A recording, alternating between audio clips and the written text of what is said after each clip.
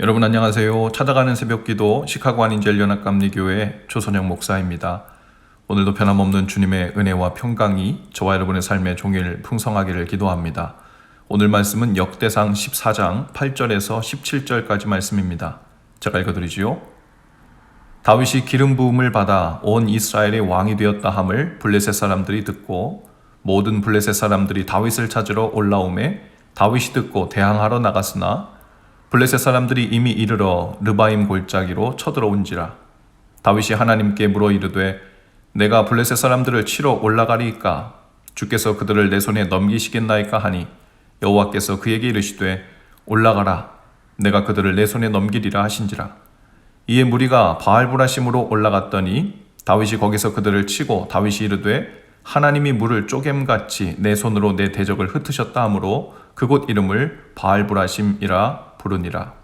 블레셋 사람이 그들의 우상을 그곳에 버렸으므로 다윗이 명령하여 불에 사르니라. 블레셋 사람들이 다시 골짜기를 침범한지라. 다윗이 또 하나님께 묻자온되 하나님이 이르시되 마주 올라가지 말고 그들 뒤로 돌아 뽕나무 숲을 맞은편에서 그들을 기습하되 뽕나무 꼭대기에서 걸음 걷는 소리가 들리거든 곧 나가서 싸우라. 너보다 하나님이 앞서 나가서 블레셋 사람들의 군대를 치리라 하신지라.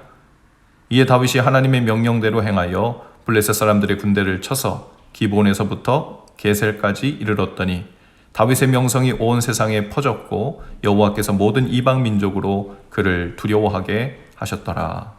아멘. 다윗이 기름 부음을 받아 온 이스라엘의 왕이 되었다는 소식을 블레셋 사람들이 듣습니다. 그리고 온 블레셋 사람들이 다윗을 잡으러 올라오지요. 이스라엘이 남쪽과 북쪽 지파들로 나뉘어져 있을 때에는 블레셋에게 그게 크게 위협이 되지 않았겠지만 이제 다윗이 이스라엘의 모든 지파의 왕이 되었기 때문에 블레셋 사람들에게도 위협적인 요소로 간주되었을 겁니다. 그래서 블레셋이 먼저 선제 공격을 한 것으로 보이죠.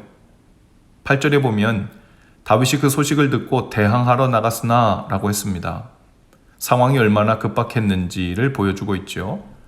대항하러 나갔다는 말은 싸우러 나갔다는 것은 아닌 걸로 보입니다. 전쟁을 할 채비를 갖추었다는 의미이죠. 그리고 10절에 다윗이 하나님께 묻습니다. 다윗이 하나님께 물어 이르되 내가 블레셋 사람들을 치러 올라가리이까? 사실 이 일을 물어보고 말고 할 일은 아니잖아요. 적군이 코앞까지 쳐들어왔고 전쟁 채비를 다 갖추고 진열해 있는데 싸우러 나갈까요 말까요 하고 묻는다는 것은 어쩌면 병사 입장에서는 지휘관으로서 무책임하고 위험한 생각을 가진 것이라고 볼 수 있을 것입니다. 만일 하나님께서 싸우러 가지 말라고 하면 이대로 다 죽겠다는 것인가? 라는 생각을 할 수도 있지요. 그러나 다윗이 왕이 되자마자 한 일은 바로 블레셋이라는 위기를 대면한 일이었고 다윗의 첫 반응은 이기고 지고 위험하고 위험하지 않고 정세가 유리하고 불리하고를 떠나서 그 모든 것을 하나님께 맡긴 채 하나님께 묻는 일이었습니다. 다윗이 하나님께 묻자 하나님은 올라가라 라고 하십니다. 그리고 11절 후반절에 보면 하나님이 물을 쪼겜같이 내 손으로 내 대적을 흩으셨다 라고 했습니다. 하나님께 묻고 나서 다윗이 최선을 다해 싸워 이겼더라가 아니라 하나님께서 올라가라 하고 명하시고는 하나님께서 주도적으로 블레셋과 싸우셨다는 것입니다. 자, 이제 또 한 번 똑같은 패턴이 이어집니다. 블레셋이 다시 쳐들어왔어요. 14절입니다. 다윗이 또 묻습니다. 다윗이 또 하나님께 묻자온되 하나님은 대답하시기를 하나님이 이르시되 마주 올라가지 말고 그들 뒤로 돌아 뽕나무 숲을 맞은편에서 그들을 기습하라 라고 하시죠. 그리고 15절에 보면 하나님이 앞서 나아가서 블레셋 사람들의 군대를 치리라고 하십니다. 여기에서도 하나님이 앞서서 주도적으로 대적과 싸우실 것이라고 말씀하고 있죠. 다윗이 하나님께 묻고 하나님의 대답을 하신 후 이제 하나님은 앞서 행하시고 대적을 치십니다. 다윗이 잘한 일은 바로 하나님께 잘 묻는 일이었습니다. 어떤 위급한 상황에서도 하나님께 먼저 묻는 일이었습니다. 상황이 급하다고 판세가 좋지 않아 보인다고 하는 어떤 예외도 없이 다윗이 하나님께 물은 이유는 그 모든 승리는 어떤 불리한 상황에서도 하나님의 손에 전적으로 달려 있음을 믿었기 때문이죠.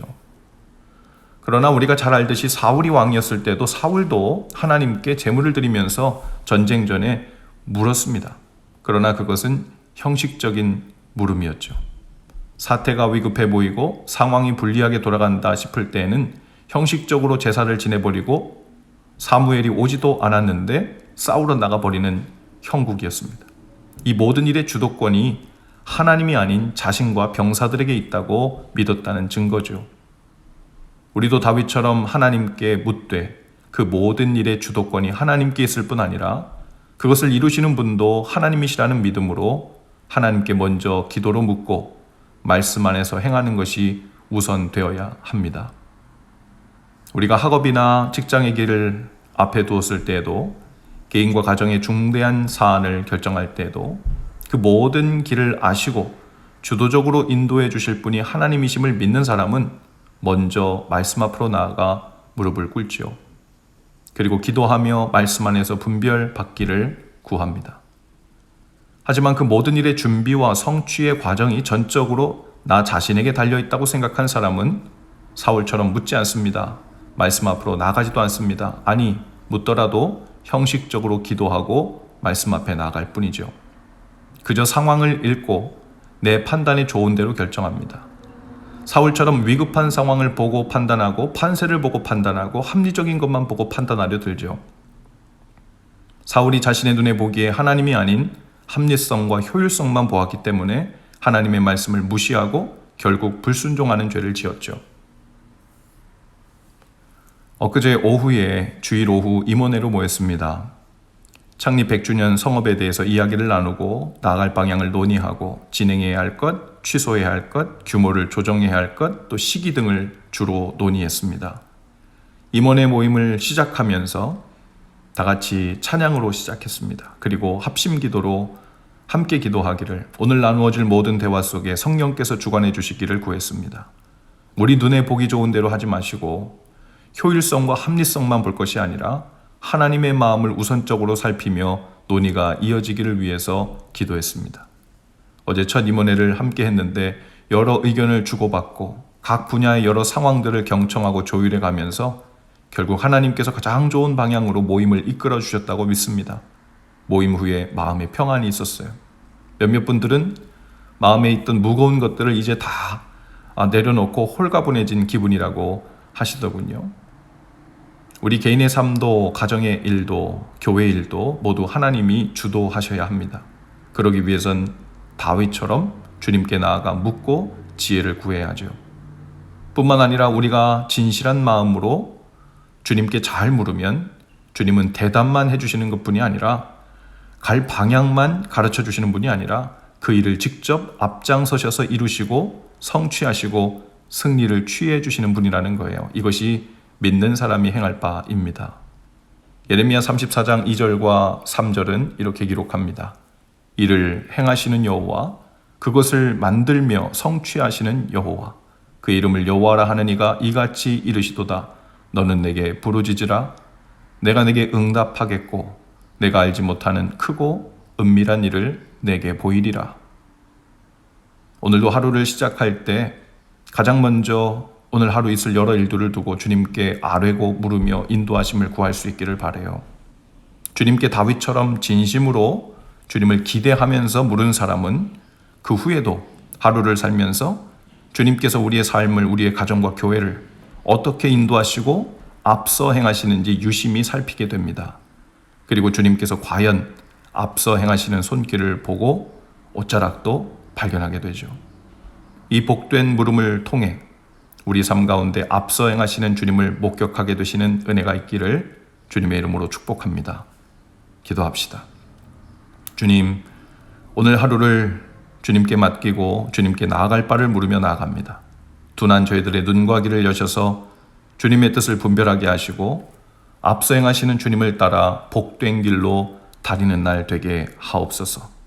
또한 더불어 오늘 이 아침 말씀을 들을 때 육신이 약하고 마음에 깊은 상심이 있는 주의 성도들이 있다면 주여 그들을 위로하시고 회복하시고 치유해 주시는 은혜로 덮어 주옵소서. 예수님 거룩하신 이름으로 기도합니다. 아멘. 여러분 오늘도 말씀 동행으로 화이팅입니다. 내일 아침에 다시 찾아뵙지요.